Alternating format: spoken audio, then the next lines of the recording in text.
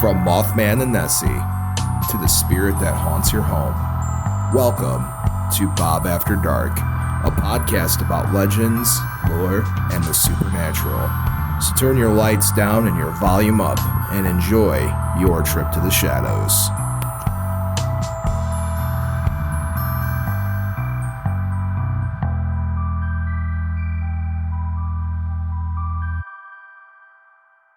Oh,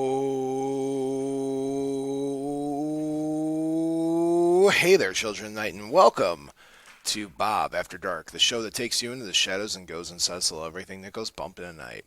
I'm your host with the most and enjoys Toast Bob, and alongside of me, as always, is my ever wonderful, ever cape-wearing, ever the heart-throb of Bob After Dark, my friend, my producer, Count Panic himself. Oh, hey there, Count Panic. Hey there, Bob, back here. Another exciting edition of Bob After Dark. I can only imagine what it's going to be like. I'm sporting the black on black, the black cape with the black on black. I'm rocking orange. It's like a Halloween. It's a Halloween episode. Orange and black. Happy Halloween. The veil is at its thinnest right now. Yes. No, veil's actually on the thicker side of things. When does it get thin again?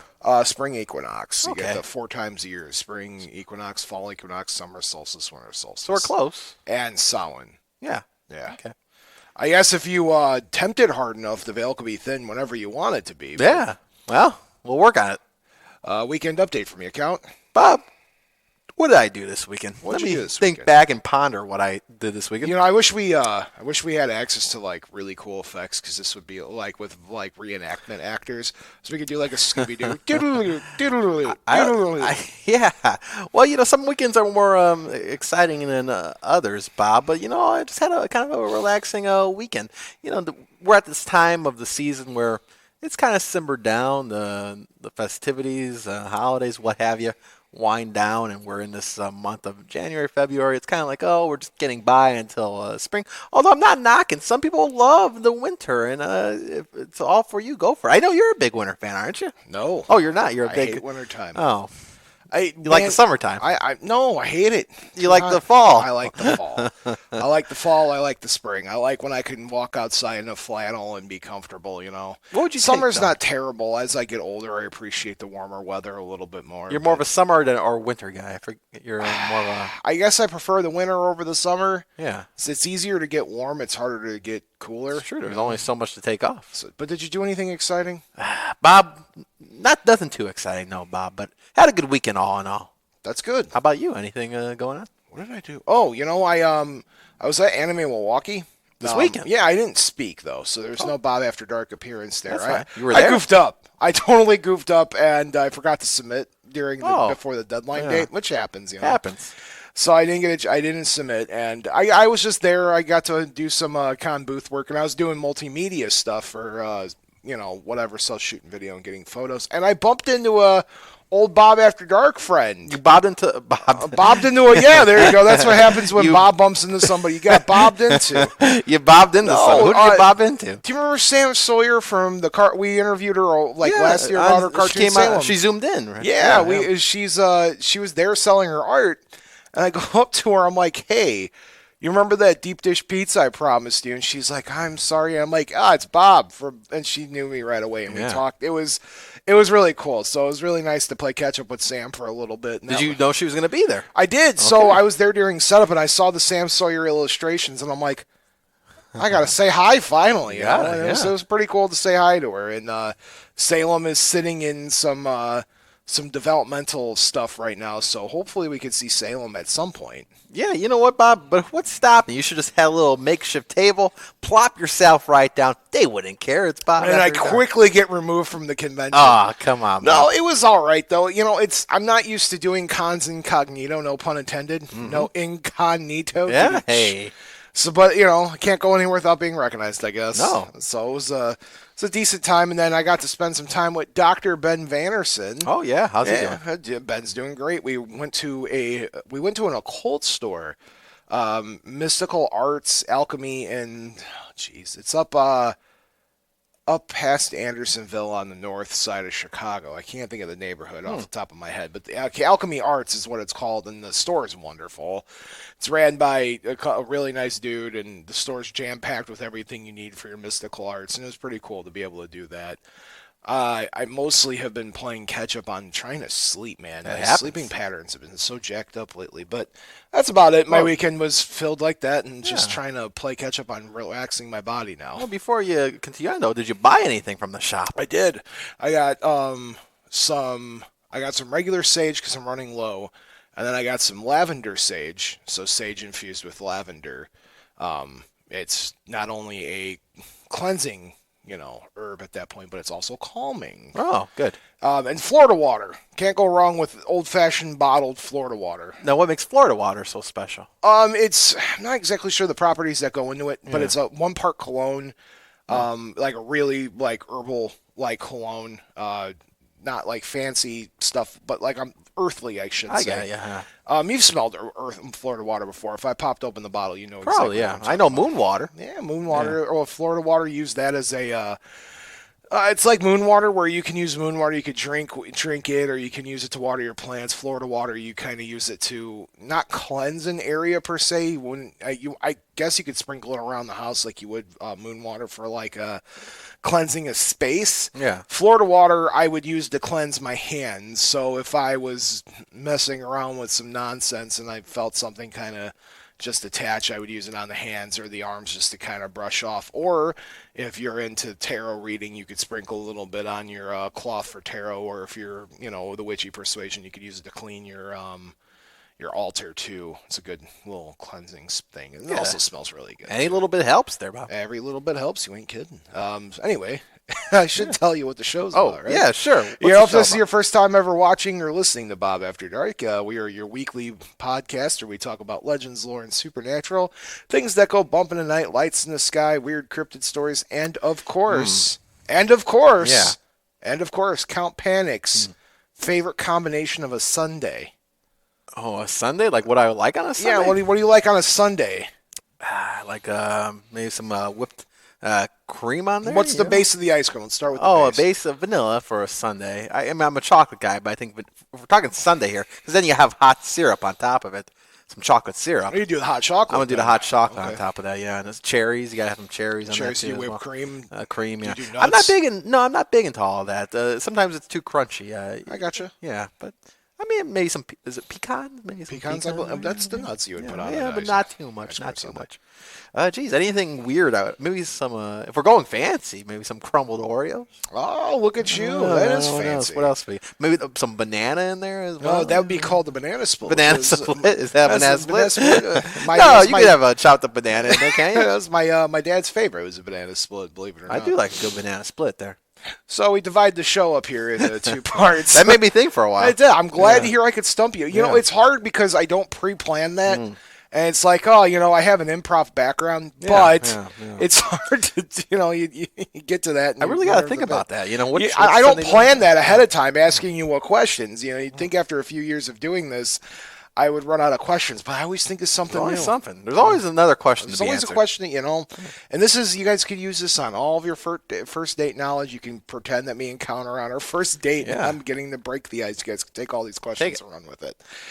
So we divide the show up into two parts. First part's where we get the weird, creepy, spooky news of the week. This is where you, the fans, submit to me news articles, anything spooky or paranormal, ghosted major news articles, or weird advances in science that borderline on science fiction. Just the weird and unusual. I like to cover the news segments there, and then we dive into the lore of the week. That is ripped straight from the diary of Dr. Ben Vanderson, where we look at the lore. We look at what, whatever's the meat and potatoes of the episode. The meat and potatoes and the sundae, the cherry on top, Bob. The dessert would be like if we were to still consistently do the Bob After Dark Unplugged. Yeah. Which I enjoy doing that. People like that stuff. yeah. People really like that. They dug it. All right, so this is we have to start reminding people about this again. Did you know that you could leave a review for us on Apple Podcasts? Bob, it's been a while. Last time we talked about that one, yeah. It's been a while. I was thinking about it. It's been a while. I haven't bugged people about this. So if you go on Apple Podcasts and you leave us a good review, Count Panic will give you a shout out live on the show. We'll give you a toast. We'll give you a toast. We haven't done that in a while. No. And you could also review us on Spotify. But Spotify's a quick 5-star review. You just click the stars and you're happy with it. So I can't give you a shout out there. But if you leave me a review on Apple Podcasts, Count Panic will be happy to. We'll be happy. we'll be happy to give you. Send you an 8x10 or something. I don't know. All We right. have 8x10s. We 8x10's Of really photos. big, man. People always do. They hang them on the walls at restaurants and everything. You know, someday, somebody's going to come up to us to take the picture of us, and we're going to be hung up at like Big Frank's Sausage or the take Wheel that. down the street here. We could, you know? yeah, anywhere. We'll hang in your restaurant. Yeah, listen, Bob, fans of the podcast here. You want me and Count Panic to come out to your restaurant? Let us know. Yeah. We'll come out. Hang the photo. We'll do a live show from your episode, and we'll take a picture. And Portillo's has all those photos in there, right? yeah, so you can have one of me and Count Panic. All you got to do is just reach out and ask. Yeah.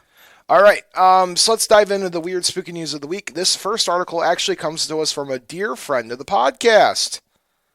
Who? Pat. Oh, Pat. Pat Yes, from Ghostly. yes. He sent this over to us. It's from ladbible.com, and it is titled, Seriously Creepy Drone Footage Captured Black-Eyed Girl Running Through Canuck Chase Forest. This is written by Joe Harker. It was published not that long ago. I'm going to warn you right now, Count, because I know what you're thinking. All right? I know what you're thinking. Yeah. And this is definitely a Gary Witch situation. What? Yeah, The Gary but I'm going to Witch. read it anyway.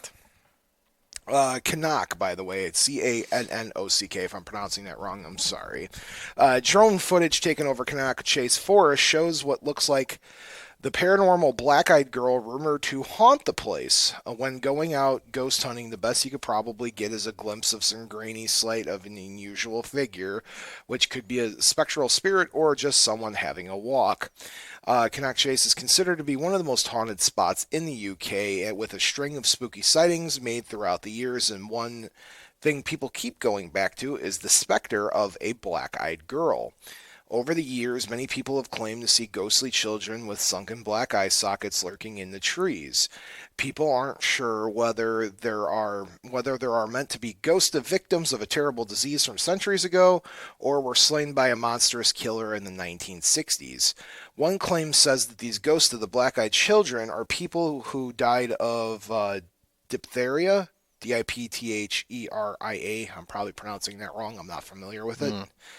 An outbreak in the 1800s, which the disease making the eyes appear sunken and dark.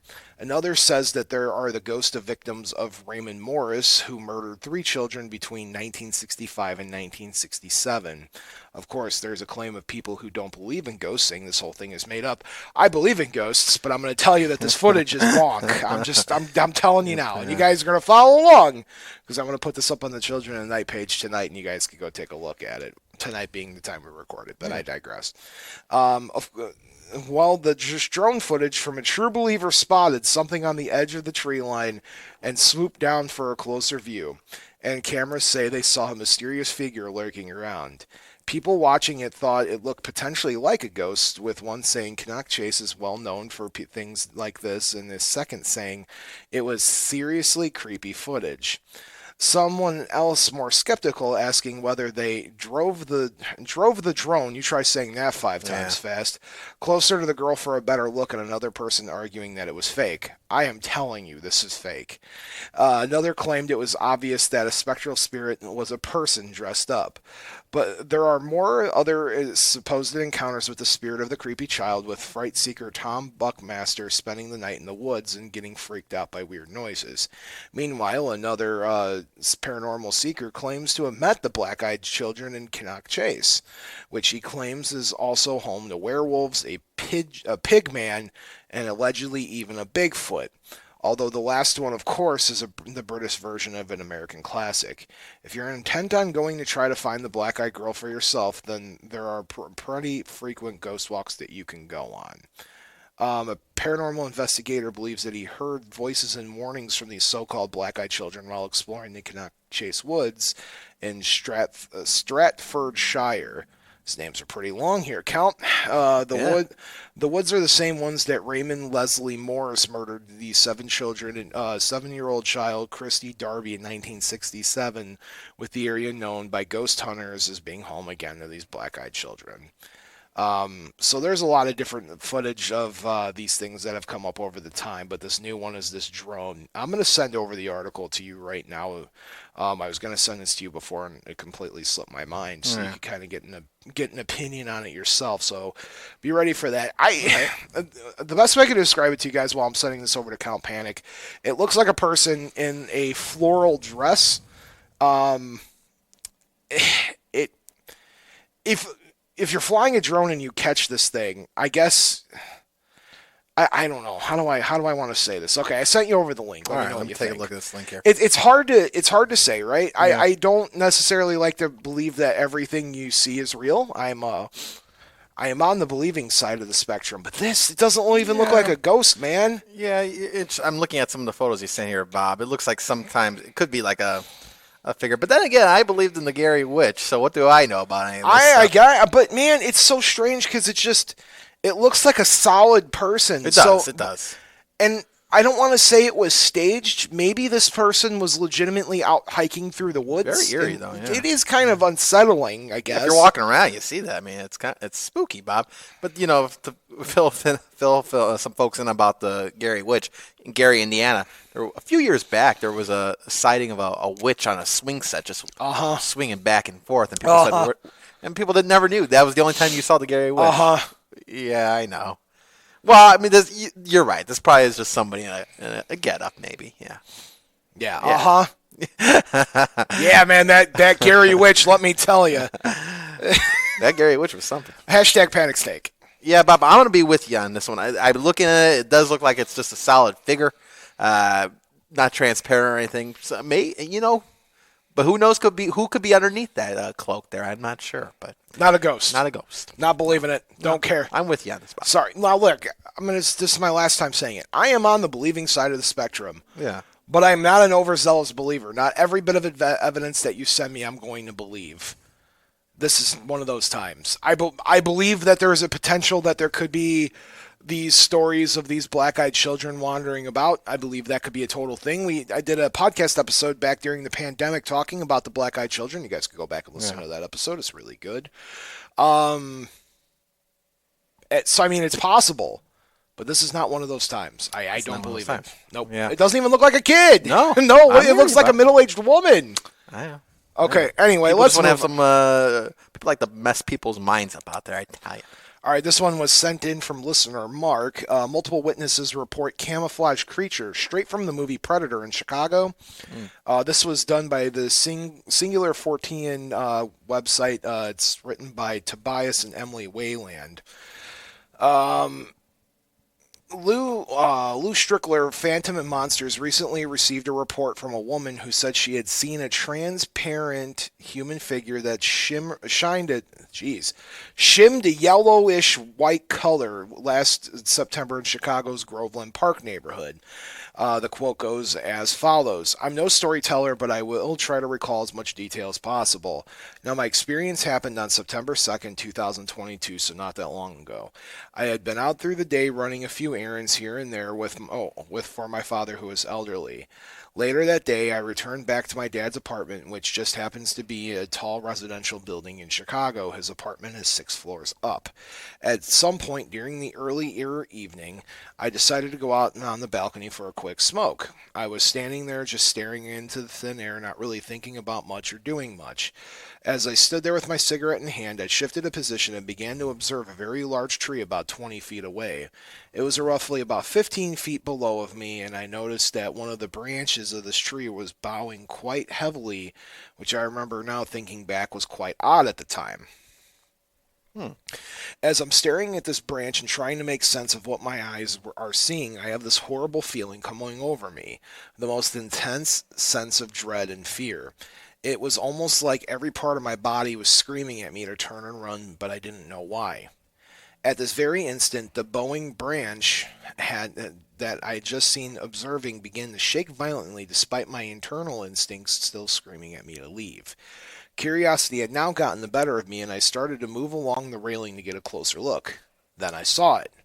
What I saw at first was a small glimmering form. As I stared a bit closer, the glimmer then became what I can only describe as a transparent human being, that shimmered a yellowish white color. I snapped out of my fixtured state and then quickly took a step back from the railing. It suddenly hit me that what I was looking at was something straight out of the movie Predator. More specifically, when the Predator is using camouflage. At that very moment when I realized what I just seen, this thing dropped out from the tree and then hit the ground below. It landed directly behind a man who just happened to be walking past the tree at the time. The man immediately spun around, assuming that someone had thrown something at him, and the next thing I noticed was a cloud of smoke or dust arising from the ground behind the man. I waited for some time expecting to see this thing reemerge from the dust or smoke, but it was completely gone. At the same time, another neighbor just a few floors down had observed exactly the same thing as me and managed to confirm all the same details. The neighbor and I had managed to track down the man who was walking past a few hours later. We had a conversation with the man, and he said that he'd felt an impact but didn't see anything. When he turned around, he also went on to report that he felt the same sense of dread that I experienced only an hours before. Does anyone have any idea of what these beings are? I can only feel that they are dangerous. Strickler said that on the cell phone and was eventually able to interview the witness by telephone. I was eventually able to witness both witnesses by telephone, Strickler said. They both are apprehensive about this entity. The woman who submitted the original report said she believes that the entity still inhabits the area, that she occasionally experiences a feeling of dread when she's visiting her father. The Chicago metropolitan area, along with numerous other locations within a radius of a few hundred miles surrounding Lake Michigan, has been on the site of dozens of flying humanoid sightings, one that your boy here has seen himself. I was featured on the Small Town Monsters Search of the Lake Michigan Mothman. You should check that out. I'm on there. Resembling the infamous Mothman reported from Point Pleasant, West Virginia in 1966 and 1967. So that is my story, and I am sticking to it. Count Panic, what is your take on the potential predator wandering around? What part of the neighborhood did I say it was? Groveland Park. Bob, who am I to say it doesn't exist? I wasn't there to see it in public, and there's no photo that we know of documenting, much like this witch in the woods here. But, Bob, you said it yourself. You've seen things with your own two eyes, and these folks claim to do the same as well. So who am I to doubt them? Who am I to doubt you? These creatures do exist. Okay. I'm not going to be that person to say, no. I'm calling it out here. Yeah, how do you, there's no I evidence, have legitimate questions about the sighting. Okay. If you are that far back, which you're 20 something odd feet away, which is a decent amount. Yeah. Not to mention you're not only 20 feet back, but you're 6 floors up. You said your dad lives on the 6th floor, right? Mm-hmm.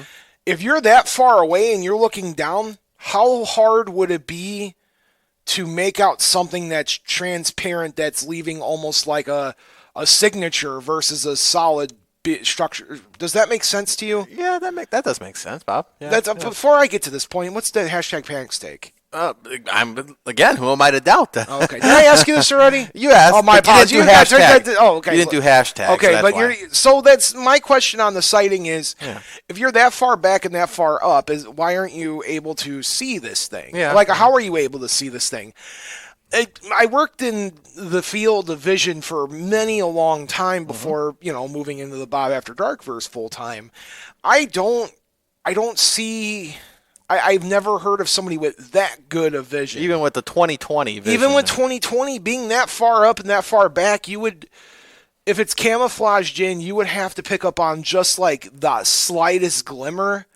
And if you're doing it later at night, maybe like later in the afternoon, right at twilight, I guess, maybe if the sun's hitting it directly at the right level. I'm not doubting the person seeing this. I have questions about it. That's all. You have concerns. Do you believe it's real? Yeah, Bob. I would. If I had something to see, again, the vision thing makes sense. But I'm gonna give these people the benefit of the doubt here. It's real. Do you know where Groveland Park is? Can't say I've ever been there. No. No, I asked Mark. I said, "Hey, where's Groveland Park at?" Because I'm not familiar. Yeah. Groveland Park's in like Bronzeville area, so South Side, closer to like McCormick Place, University of Chicago. Not too far. That area is so heavily populated. Yeah. that if you have a creature that's wandering around there, man, that's a tough pill to swallow. Yeah. You know, you got to think when you're looking at cryptid sightings, you don't typically see them. You know, when they say there's been the Chicago Mothman sightings, they weren't in Chicago proper. They were around Chicago. You know, the major one was at O'Hare. Yeah, he's not at the Sears Tower. No, he's not at Sears Towers. So you don't see these things in heavily populated areas. If I was a cryptid, which if you ask some of the fans out there, they'll tell you that I am a cryptid.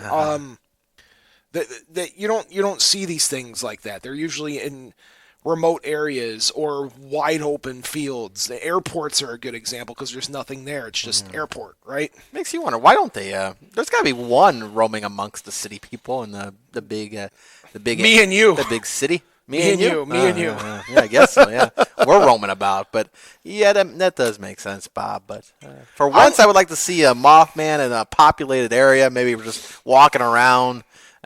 Doing his daily task. There was, if you listen to the Chicago Mothman sightings, there are some of the ones where they said they looked up and seen it. I don't know how much I believe in the validity of those. Again, if I'm this mythical beast and I am self-aware of where I'm supposed to go, I'm going to avoid downtown Chicago like the plague. You know what I'm saying? Yeah. But who am I to judge? Yeah, who All are right, you to judge? let's move on. This last news story I actually found from one of the paranormal groups I belong in, and it is written from Paranormality magazine.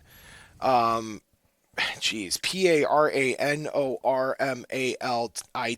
Paranormal. What a name that is. Okay, how would you take a stab at pronouncing that? Paranormality. Paranormality. There you go. It's tricky to say, Bob. Jeez, Paranormality. man, I got them all today. Paranormality. Paranormality magazine.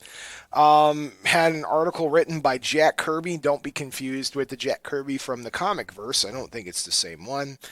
On Wednesday, February 1st, around 9:45 p.m., a woman in her 40s contacted the 911 emergency line and reported that a mysterious chupacabra, Wow, as well as an uncommon capybara, were both inside and outside of her dwelling located in West Saginaw Road in Jerome Township. This is in Michigan, by the way.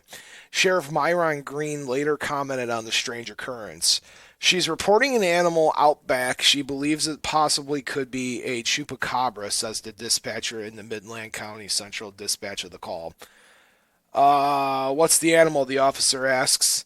Chupacabra, sir. She described it, the dispatcher replies. The officer replies he's en route. There's a high amount of strange sightings of that area lately, by the way, the officer adds.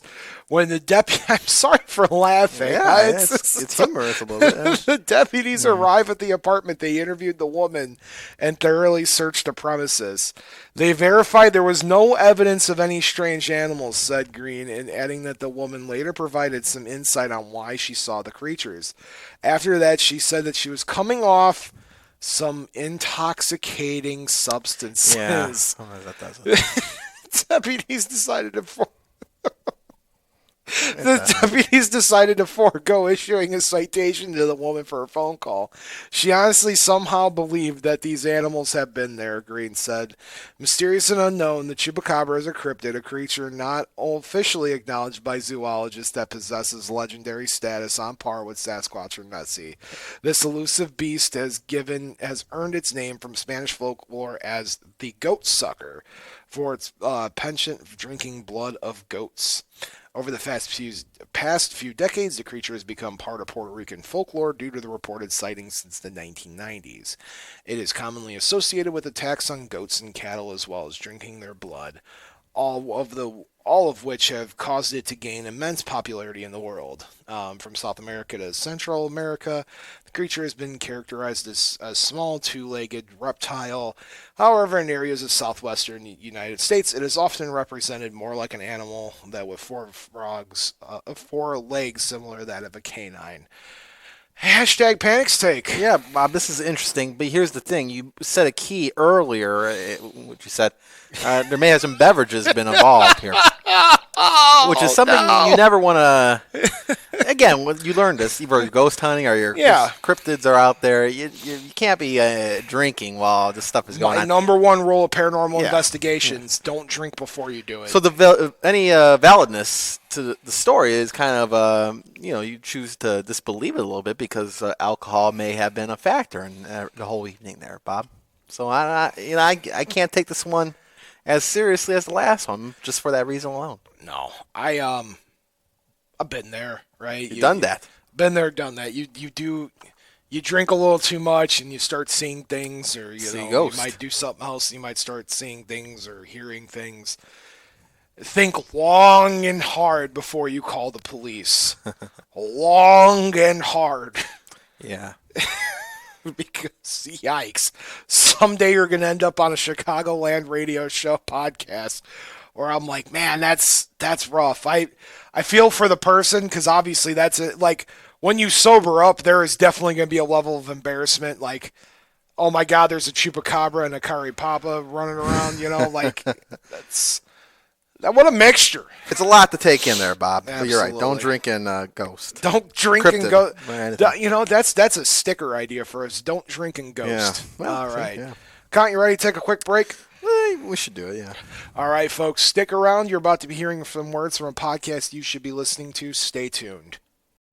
Welcome to Ghostly. Pat, what are you doing? What? I want people to know that we're a podcast that takes a deep dive into some of the scariest ghost stories. But we don't do the creepy voices or weird sound effects. We debate the ghost stories. And aren't you supposed to be the skeptic? I am, but they'll find that out once they listen. Look, all you have to do is tell them to listen to Ghostly, and that our listeners get to decide which stories are real. And which stories are just old folklore. Exactly. Download Ghostly wherever you find great podcasts. Oh, jeez.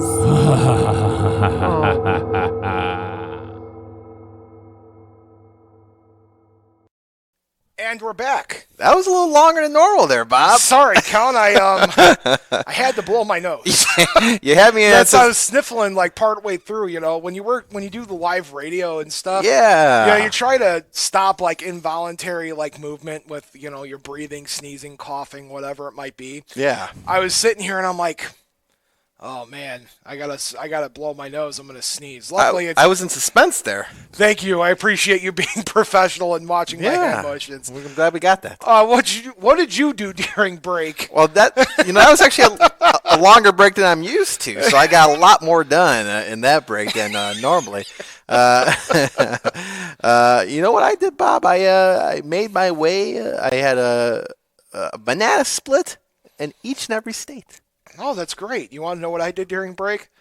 What'd you do? I blew my nose. You blew your nose. You blew your nose. All right. Yeah. All right, Count. Guess where we're at? We're in Hammond, Indiana. Well, yeah, I know we're in Hammond, but we're in February. Oh, yeah, you know yeah, what February is here on Bob After Dark? What is it? It's Creepypasta month. Oh, okay. And we did a creepypasta episode last year that I'm not happy with. What do you mean?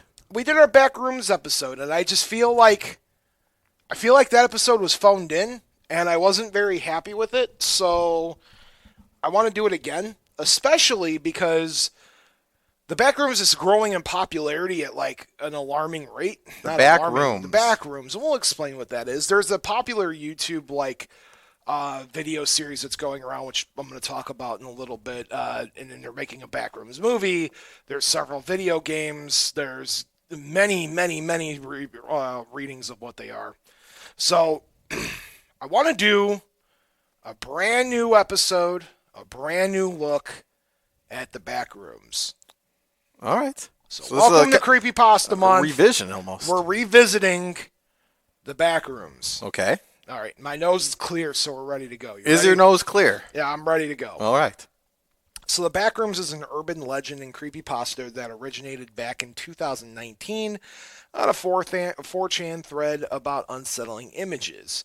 One of the first examples of liminal spaces in internet aesthetic, which usually busy locations depicted as unnaturally empty. The backrooms are an endless maze of office rooms which are entered by no clipping, out of reality, and wrong areas. As popularity grew, the internet users have expanded upon the original concept by creating different levels and entities which inhabit the backrooms. Fan-made video games, collaborative fiction wikis, and YouTube videos have all been inspired by the backrooms. On May 12, 2019, an anonymous user started a thread on the paranormal export of 4chan asking users to post disquieting images that just feel off. One of the submissions was the original photo of a backroom. A picture of a large carpeted open room with yellow wallpaper and fluorescent lighting. The photo had a Dutch angle. Another user replied to the first description of the backrooms. 600 million square miles of randomly segmented empty rooms, which can only be accessed by no clipping, out of reality, in the wrong areas. No clipping is a video game term for commands which allow the player to walk through objects. The first ever creepypasta about the backrooms has been written as such. So this was back on May 12th, 2019. If you're not careful and you no clip out of reality in wrong areas, you'll end up in the backrooms where it's nothing but stink of old moist carpet, the madness of mono yellow, the endless background noise of fluorescent lights at maximum hum buzz, and approximately 600 million square miles of randomly segmented empty rooms to be trapped in. And God save you if you hear something wandering around nearby, because it sure as hell has heard you. And that was just by a random person, and thus started the backroom trends. So this is all that kicked it off here, Bob. This is the one that started it all? Yes. Huh. So the location of the original backrooms photo, which I posted today on the Bob After Dark verse, you should go take a look at that, is unknown, and it is possible that the image was procedurally generated digital composition. Mark Frauenfelder associated with the backrooms with canospia, a word coined by the Dictionary of Obscure Sorrows as the eerie, forlorn atmosphere of place that usually bustling with people, but is now abandoned and quiet. As the creepypasta grew in popularity, some users have claimed to actually visit the backrooms in real life and often other shared memes across social media. On subreddits Our Creepypasta, and later now Our Backrooms is its own subreddit completely, users began sharing the stories about the backrooms. A fandom began to develop around the backrooms, and creators have expanded upon the original story of the creepypasta by creating additional floors or levels and the entities that populate them. We're going to talk about them in a minute. Yeah. Happy Mag noted in a particular two world levels. We're going to talk about level 1 and level 0 here in just a minute, so we won't talk about that. But the fandom began dividing into groups such as originalists, fans who prefer the original backrooms, and expansionists who will continue to expand the backrooms on a whole new levels. A Reddit user by the name of Lipbeep created the subreddit Our True Backrooms, focusing only on the original version. ABC News said that unlike fandoms surrounding existing properties, the lack of a canonical backrooms made drawing a line between authentic storytelling and jokes difficult. It grouped the backrooms into an emerging genre of collaborative online horror, which has also included the SCP Foundation. We've talked about that on the show before. I'll make the comparison here in a sec.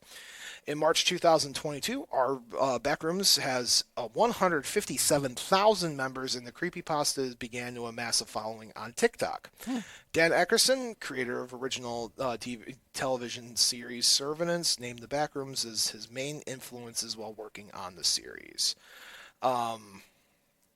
The number one person who's creating a lot of content for these concepts of the Backrooms is a found footage YouTube channel called The Backrooms Found Footage, all done by a 17-year-old director by the name of Kane Parsons, or Kane Pixels on YouTube.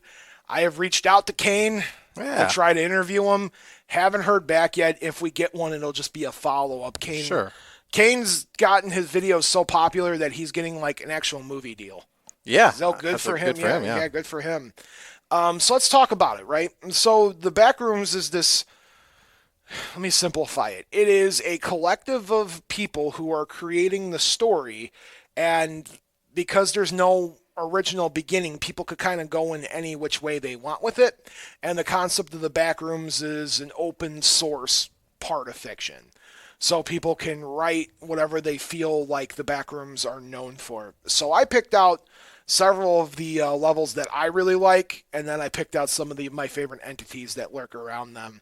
I'm a big fan of creative collective fiction because people kind of get together and they write something spooky together, and people could judge it. And now there's people that are branching off. Oh, I want the Backrooms to stay this liminal space of office rooms that just never end, and now people are coming up with these really outrageous different rooms that exist, and I'm going to talk about here on the show today of, exploring, right? And the found footage series is brilliant. It shows a couple people that have gotten trapped in the back rooms, and over time they've been able to send video footage back to YouTube so we could see it and what the horrors lie within the back rooms. Or sometimes they're just all out silly.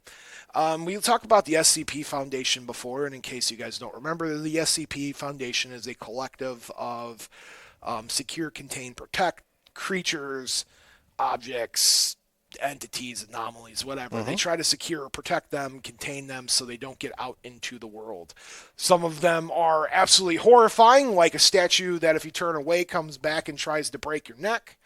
To very silly ones, like a fortune cookie that will always tell your fortune no matter what. It can't kill you, but it'll just tell your fortune. That'll come true exactly. That helps too. So really, these could be what you say, Bob. This could be really anything when you think about it. I mean, it's all the power of the mind, right? Yes. Yeah. And how you get there is so there's been several creepypastas written about like how you get there. But the general consensus is these no clipping. I said before it's a video game term where when you clip out of bounds means like you left the boundaries of the game and now you're wandering around outside the level. This is the same idea. So the idea is that maybe you're in a mall after closing and you went through a door that you shouldn't have and now you popped into the back rooms. That's just one of the many creepypasta explanations of how you get there. I actually believe in a very basic concept of the Backrooms. I really do. I don't necessarily. I'm not going to sit here and tell you guys, oh yes, everything I'm reading on the Backrooms, that realm is real.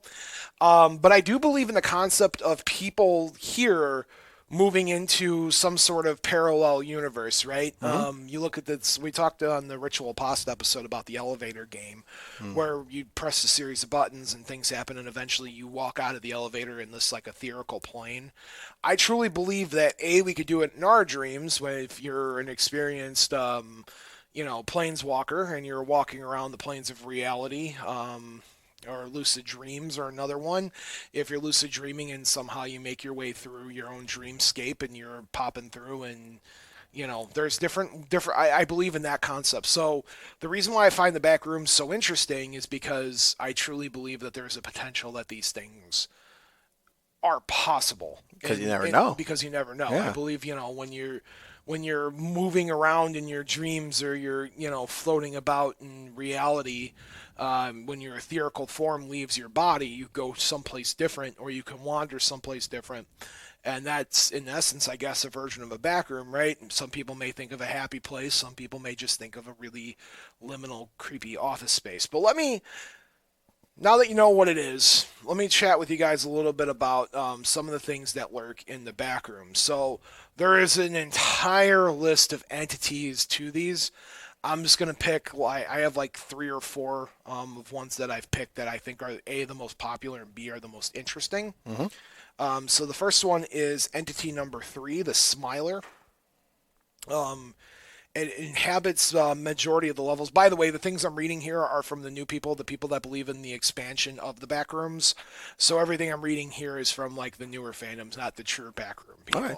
So this thing is believed to habitate like the majority of the levels in the Backrooms. Smilers are generally hostile, and there have been many confirmed sightings of them. They can be identified by their signature reflective eyes and teeth gleaming in the dark. The best way to escape a Smiler is to keep eye contact. Smilers tend to reside in dark areas on level 2 and 3, and their base is known as the smiling room. The smiler is attracted to light and will chase anything they see with a light. So distracting it by throwing a light source at it would be a great use for an escape. The entity will only start to attack if you panic or retreat, or if a loud noise is made. Keep eye contact and move away slowly to ensure your survival. Using a smiley exterminator will cause the entity to retreat or lose its senses for a long period of time. The smiler exterminator is just a item that somebody claims you can find, because it's kind of like a video game. It's good to know, yeah. The biology, smilers have a long smile with multiple sharp teeth and white glowing eyes. It is unknown what else it has for biology, though it is rumored to have a physical body, which cannot be seen with human eye. It is rumored that they are non-human, alien-like bodies with arms and legs that could be bent in unnatural ways, but that is unconfirmed. It is unknown how the smiler was originally discovered, as it is extremely common in most of the levels in the back rooms. The earliest modern report of the smiler was when an anonymous Reddit user posted about them running from a glowy smiley thing. Before that, the group known as The Lost had descriptions while they called the ones that smile. I have a list of do's and don'ts. Do, keep an eye contact, walk away slowly. Keep quiet and do not make any loud sounds. Use a smiler exterminator if you're lucky to have one. Turn off all sources of light that you have equipped. Don't. Do not run away unless the smiler starts to chase you. Make loud noises and keep your light sources on. I've played one of the Backrooms video games on Steam. I did to prepare for this episode. These things are terrifying. So imagine you're in like this really dank, like hidden office area, right, Count? Yeah. And you're looking out into the dark, and all you see are two dots and a smile of just white light. Yeah. That's glowing, and it is staring at you. That's terrifying. Oh, man. I'm watching the Twitch channel here soon, so you guys can see me playing this. I legit jumped out of my seat the first time I saw one. Because these games, you play I played it to prepare for the episode, yeah. But you play these games, and some of these games, again, really they give you nightmares. It's like some people say movies give them nightmares, but these video games give you nightmares because of stuff like that you've seen, Bob. Yeah, and listen, when you're, walking through an etherical plane and you're astral projecting your body out somewhere, these are potential things that you could find that exist out there in the ether. This is a very possibility of something absolutely terrifying that could come after you. Yeah. This is probably the most popular entity in the entire Backrooms mythos. Do we have a caller? It probably is. Yeah. Take it live. You want to take it live? Yep. We'll take it live. Caller, you're on the air. Hey there, old Bob. Oh, hey there, John. How's it going? Man, I really got scared when you guys took that break, and I heard dead air for about 15 minutes. 15 minutes? Yeah, John, man, I was gone for like 15 seconds. Yeah, but Bob, that's like you said, that was a long break. I really thought something happened to you guys over there. John, I appreciate it. Thank you. I'm okay. But hey, you know what? I can't really ever say in my life I ever had anything, unusual happen to me as far as, paranormal activity, stuff like that. But, I walk my dog every day at Wicker Park, and even this kind of weather. But so the other day if you picture me coming down the boulevard and then making a turn by the flagpole there going west, like if I'm going on Ridge Road going west, as I'm approaching the driving range there, okay, I hear the sound of somebody hitting the golf ball. So this was a couple of weeks ago, Of course, nobody's out there. I mean, it's winter. The golf course is closed. But, I thought it was strange. I didn't pay much attention to it. But this happened to me several times after that, including the other day. And I only hear it. I don't hear it constantly like in the summertime when people are driving the golf ball. It's just maybe once or twice. And then the other day I stopped, there's a flagpole there, and I'm thinking maybe the wind is clinging that rope against the pole there, but that wasn't it. And then I'm thinking to myself, well, that wouldn't make the sound of somebody hitting a golf ball anyway. So I guess that's my story that I'd have to share. That now when I'm walking, and like I said, when I pass it up, I don't hear it. When I approach it, it sounds like somebody's right there hitting a golf ball. So that's my story. How do you explain that, Bob? Well, I have two explanations. There's a logical explanation, and then there's a fantastical one. Which one do you want? Well, I mean, this is something I ain't making up. But it sure sounds like a golf ball. So, and right at that point where I'm approaching that driving range. Okay, so the logical explanation is people golf all year round. They'll go out there and they'll bring crap golf balls and they'll just hit something out there. So it's possible they got chased away as soon as they went out there to tee something up. I know because I golf my regular life outside of Bob After Dark, and those are things that I do. So that's my logical explanation. My unlogical explanation, the fantastical one, is you, my friend, have entered what is called a time slip. Wow. A time loop, as you will. It is very possible that when we talk about energy is neither like, and it can't be destroyed, right? So it's very possible that what you did was you walked through something and you time slipped and you heard this golf ball being hit as if it actually happened. Kind of like a ghost, but not dead. Does that make sense? Well, that definitely has to be it because the golf course is closed. I mean, you can't get any golf balls and nobody's out. You got snow and ice out there. Nobody's bringing a bucket of balls over there to hit. So I could see if anybody's there. I could see if somebody was maybe, I shouldn't say crazy enough to go out there, but there's nobody definitely out there hitting a golf ball. And it's just at that certain point where I get there is when I hear it, and then when I pass it up or when I stop and see if there may be something maybe something's out there, but there's no, the place is closed. There's no workers, nobody out there. Sure. So I'm thinking number two is maybe the most logical explanation of it all. I'll have to do an episode on time slips here in the near future then, John. I appreciate you calling in. All right, Bob. You take care. You too. Have a good night. So you're saying here, Bob, time slip. Time slip. We'll talk about that. That makes sense, Bob. No, I feel like you're making fun. No, I didn't mean it like.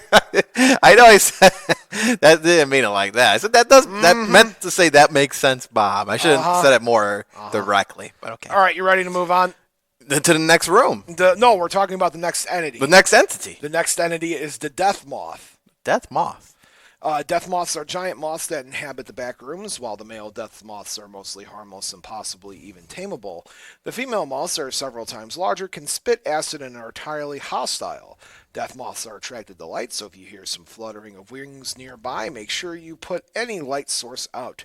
Smaller death moths inhabit 2, 3, and 5 on the level scale, and some of the more dangerous only appear in level 5. While their hive is centralized and where the king and queen are, they are completely taken over the level and have the only things there are besides the mythical beasts. Behaviors, death moths vary in hostility and biology on the level they are found in. The hive, considered to be the source of the death moths, is where they are the deadliest and most aggressive. However, individual death moths on every level vary in danger. The death moths are giant moths, although they don't share any similarities with normal moths. The majority of their lifespan, birth, death, are completely unknown. And it is unknown where the death moth is actually found, but it seems that the group known as the Lost call these entities the Files of Terror. Bob's do's and don'ts: do avoid contact and do not act aggressive, and don't attempt to aggravate the moths or disturb the hives. Let's go over a couple more here. The next one I want to talk about is the Skin Stealer. This is my last entity I'm going to talk about, and then let's dive into some of my favorite levels, shall we? Yeah. All right, so this one's called the Skin Stealer. The Skin Stealer. The Skin Stealer. Skin Stealer. This is found in a lot of levels. Entity 10, because there's many of the entities. These are just some of the more popular ones or ones that interest me. Entity 10, more commonly known as Skin Stealer, are large humanoid entities that can wear the skin of their victims as a disguise. They eat human flesh when in a hunger state and otherwise roam aimlessly if they do not need to eat. Their blood is translucent and they can mimic human speech. They are most commonly found in the first 3 levels, but have seen in many other ones. Skin stealers are often docile creatures and will aim wanderously if they do not need to feed. In this stage, they will not be hostile unless you aggravate them. In a hunger state, they will seek out humans wandering alone and will use their strength to tear them apart with their own bare hands. Their biology, skin stealers are tall, pale, yellow humanoids with sunken white eyes. Their outer layer of flesh is covered in microscopic bumps similar to the suckers on octopi tentacles. Tentacles. These stick to their skin and that is torn off of humans and push and pull on it to make fit until the skin stealer looks identical to a human. These bumps also pump blood and nutrients into the skin and to make it feel warm and alive as well as to prevent decomposition. In addition, it heals the skin, hiding any cuts that may identify as a real human. After a period of 24 hours, the skin will be digested through the surface of the skin stealer, and the skin stealer will enter back to docile state. Kind of spooky, right, Count? Yeah.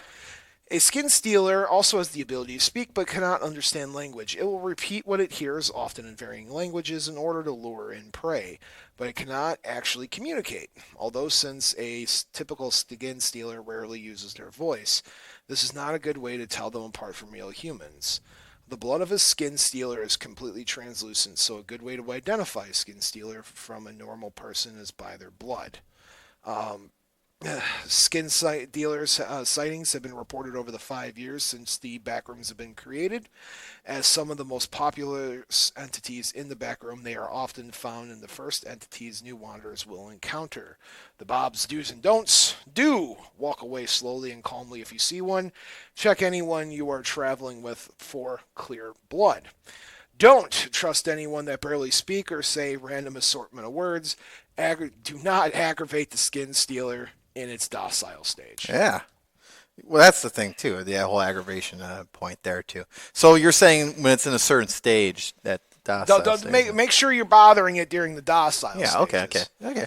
All right. I can manage that. I have 3 levels I want to talk about. Yeah. The first one is the first level. This is the popular image of the backrooms you see. It's level 0. There's a class list in the backrooms levels that vary in difficulty and how to get through them, or if you're going to die, whatever it might be. This first level, level 0, is considered a class 1. It's safe, secure, and minimal entity count. Just very eerie. Level 0 is the first level of the backrooms and is the first level many encounter, because you don't always start at level 0. You could be thrown in the most hardcore situation ever your first level in, but many start at 0. Level 0 is non-linear space resembling the back room of a retail outlet. Similar to its previous form, all rooms in level 0 appear uniform in shape and share superficial features as yellowed wallpaper, damp carpet, and inconsistently placed fluorescent lighting. However, no 2 rooms within the level are identical. The installed lighting flickers inconsistently and hums at a constant frequency. This buzzing is notably louder than the more obtruse than ordinary fluorescent humming, and an examination of the fixtures to determine the source has been inconclusive. The substance saturating the carpet cannot be consistently identified. It is not water, nor is it safe to consume. So don't drink the weird fluid coming from the carpet, guys. Good to know. Linear space in level 0 is altered drastically. It is possible to walk in a straight line and return to the starting point, and retracing your steps will result in a different set of rooms appearing than the ones already passed through. Due to this, the visually similarity between rooms, consistent navigation is extremely difficult. Devices such as compasses and GPS's locators fail to function within the level, and radio communications are distorted and unreliable. Level 0 is entirely still and devoid of life. Despite the fact that it is a primary entrance to the back room, contact with other wanderers within this level have never been reported. Presumably, a great number of people have died before exiting, the most likely causes being dehydration, starvation, psychological trauma due to sensory deprivation and isolation. However, no corpses have ever been reported in these hypothetical deaths. Attempting to enter level 0 in a group will result in separation of the group until the level is exited. Hallucinations are common in level 0, but the most common being humming from the lights increasing to deafening volume and then abruptly silencing, the appearance of doors, the appearance of stairs, acute deja vu, human-like speech resembling no known language, movement in peripheral vision resembling insects crawling underneath the wallpaper, which disappears once it's observed directly, insect-like chittering. According to analysis, the CO2 levels within level 0 are rising at a steady rate. The significance of this is unknown. There are no entities known to exist in this level, including other humans. If you see, hear, or encounter what you believe is another wanderer, we assure you it's not human. So every room in the Backrooms has an entrance and an exit. The entrance to 0 is accidental. No clipping of out of bounds of reality is the most consistent way of accessing level 0, and by the extension, the Backrooms. The fortress of level 283 rarely contain wooden doors that smell of mold. Entering these doors will lead back to level 0. We're not talking about 283 today, but just know that you can get back to 0 from 283. Exiting 0 is only possible by no clipping, which will always result in entry to level 1. As newcomers to level 0 are often unfamiliar with the mechanics of the Backrooms, it is necessary to keep your bearings and adapt quickly to the environment in order to exit. Entrance to the Manila room is rare but possible while walking a great distance in any direction, unlike level 0.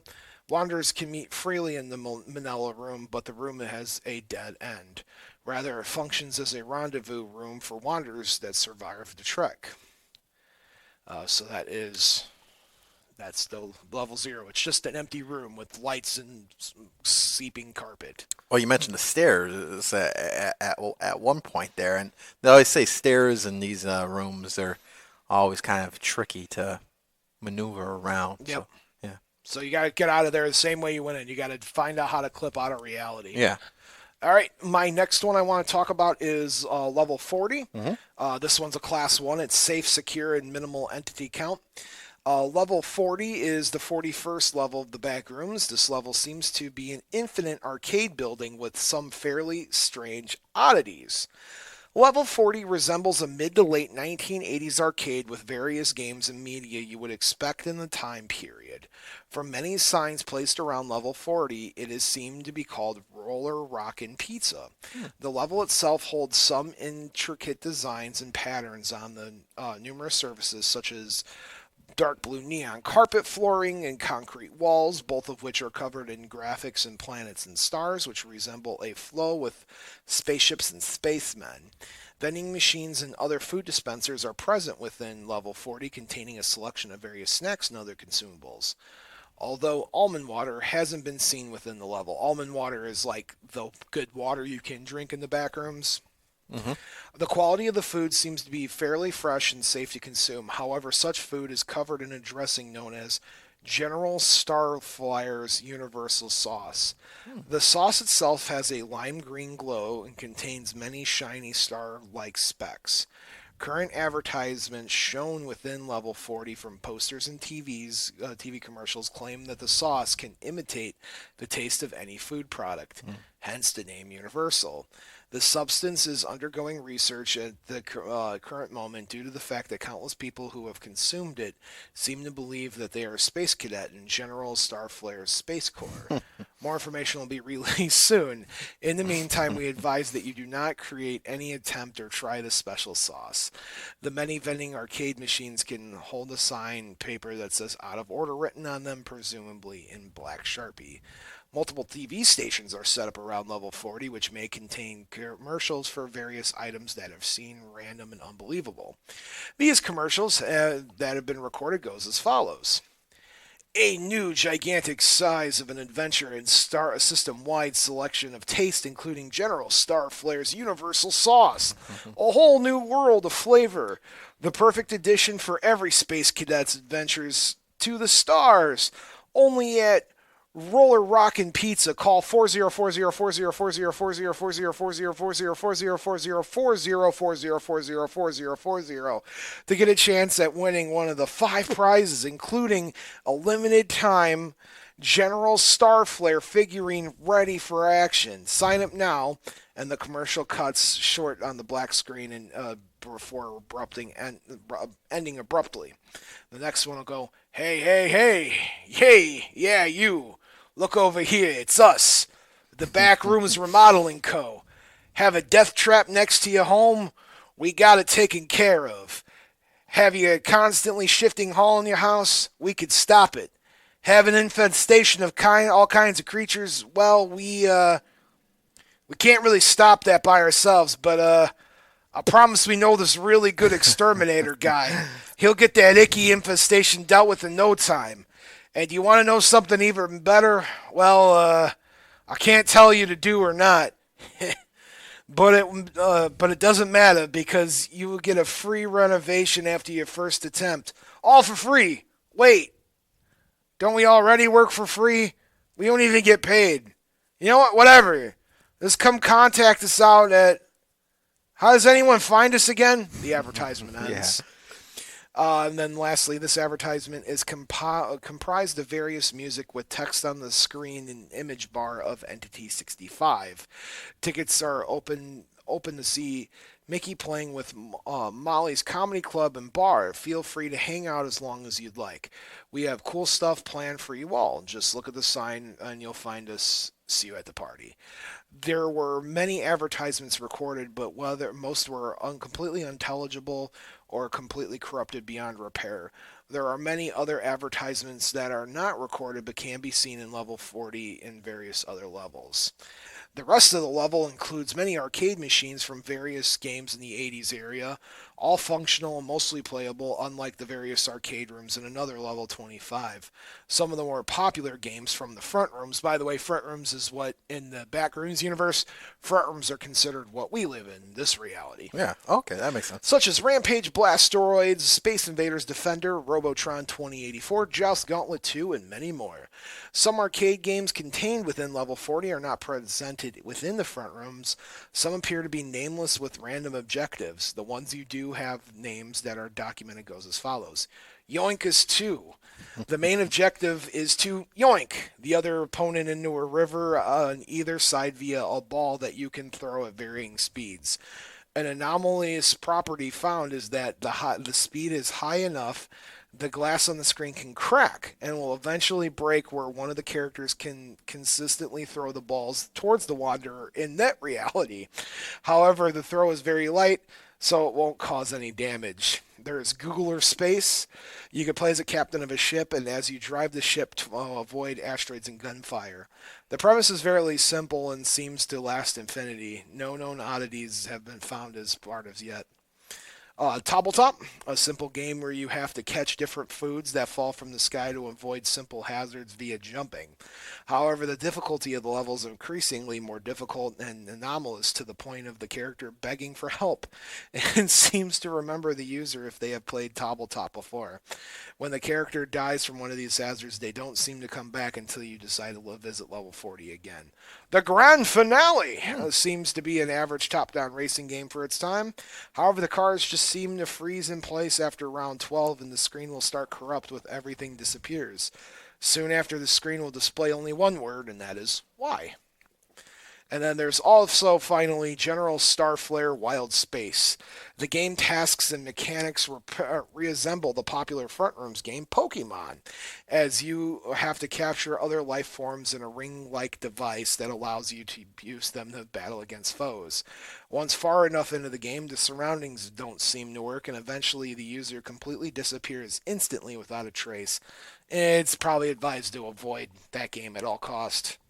Due to all this, the studies on these anomalous games have been halted until further notice. Multiple arcade cabinets seemingly being used by strange force referenced as customers. This force seemed to be intelligent while playing various arcade games, completing tasks in the games are well programmed with. Some were even able to cheat using different kinds of bugs and exploits. So what'd you think of that room, Count? Bob, this room had the most colorful cast of characters, I think, for sure. I mean, geez, this room had everything. How many people were crammed into this room, Bob? Oh, whoever you find wandering through. I guess it's your mind, so it's really the room could be as big as you want it to be. But some of these folks sound a little more extravagant than others. Some sound like a good bunch to hang around with. I mean, some are some fun-loving people in there, I feel like. Absolutely. All right, let's talk about the last one, and this is unsafe. Unsafe. This is class 2. This is level 81. Level 81 is the 82nd level in the back room, and 81 is a large cluster of office buildings.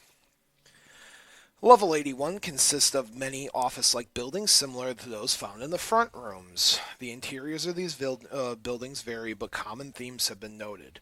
The walls of level 81 can vary in material from brick to concrete to wallpaper and can appear in such colors as light blue, dark green, and yellow. These walls may also vary in texture and design. Equally, the floors of level 81 may appear as carpet, concrete, or occasionally laminate wooden slates. Lighting in level 81 varies broadly. Attempts to determine whether the manufacturer have proven futile. Light fixtures may flicker and can cause blackouts similar to those in level 0 and level 1. Despite these imperfections, level 81 possesses a reliable power grid and extension Wi-Fi. Windows are common and safe, but no sightings of any entities have been recorded just as of yet. When first entering level 81, the level is unnaturally quiet. After wandering a few hours, various animal noises can be heard, and it is possible to encounter animals by following such noises. Many animals from the front rooms can be encountered, such as horses, pigs, canines, felines, cattle, bird, etc. Potentially dangerous creatures such as bears and lions are also present, though it is advised wanderers should not approach these animals.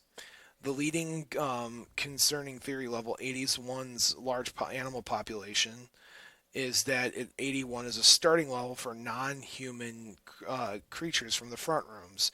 In comparison, how level 0 is the starting level for humans, level 81 is the source of animals. So if an animal clips a boundary, they can end up in level 81 instead of 0.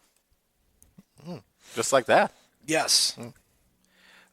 So that's the story of level 81. Level 81, not the best, not my favorite. I like the last. You like the arcade? Yeah, the arcade. The arcade was kind of fun. That was level 40. There's hundreds of these things that people have written. So next week we're going to do an SCP episode for Creepypasta Month because I like going back to the SCPs.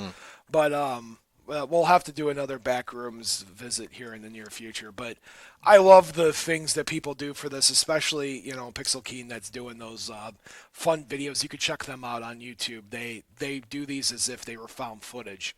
That's cool. Why I like doing Creepypasta Month, and I always say this, is creepypastas are obviously fiction that people write about that I think people in the future are going to take serious and are a very potential thing that people can investigate or look at as folklore for the future. I do believe that things like the Backrooms exist in, like I said, an etherical plane. If you're planeswalking or astral projecting, these places that you end up are very much easily explained, could be described as things very similar in the Backrooms. So, in my opinion, out of anything that we ever talk about really in the reality of creepypastas, I would say that this one's probably one of the more popular ones. Or one of the most popstable ones. That's impossible. Impossible. Yeah, it's kind of a weird thing because they came along kind of in the past. What was it? Creepypasta. Yeah. I mean, it's like decades. Well, creepypasta have been around for since the dawn of the internet, just about. Yeah, because it kind of goes with the whole video games and the things behind that. TV shows, movies, TV shows. Yeah.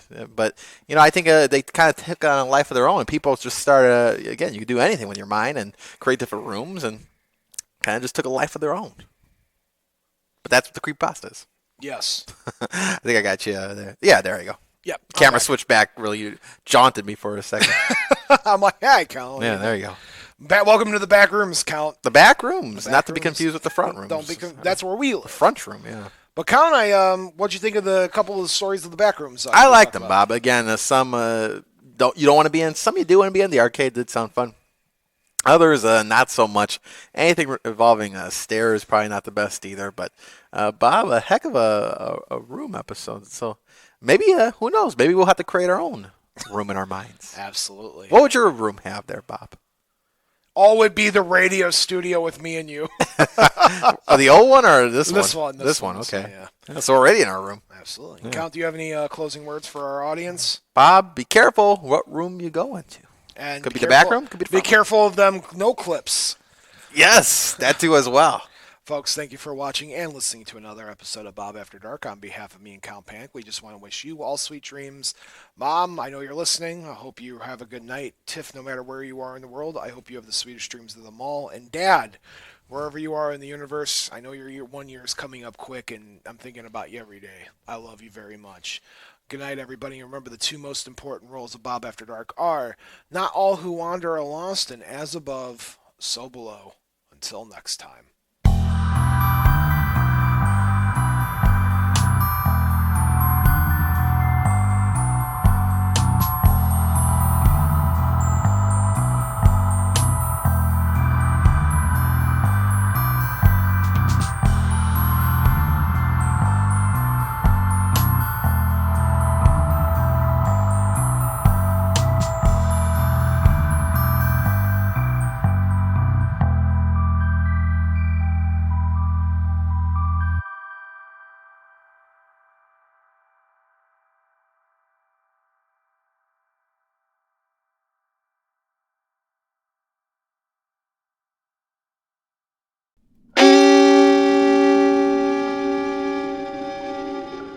Memoriam Development.